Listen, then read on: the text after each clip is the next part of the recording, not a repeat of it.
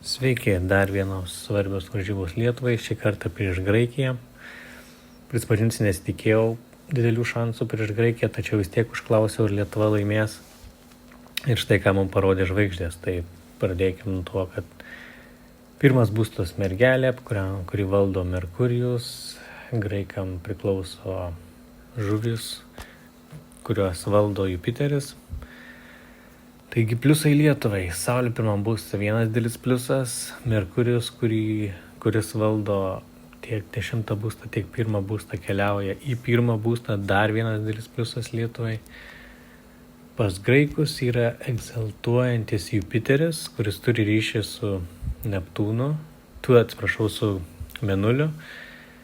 Tai jiems pliusas yra, tačiau tam pačiam būste yra tiek Saturnas, tiek Neptūnas. Tai pirmas Saturnas tikrai duos tokį, nežinau, gal susikaustimą ar planų pilną neįgyvendinimą, kažkas nesigaus iki galo, ką jie tikisi. Tai ilgai netempiant, man atrodo, kad Lietuva laimės. Ačiū už dėmesį ir iki kitų kartų.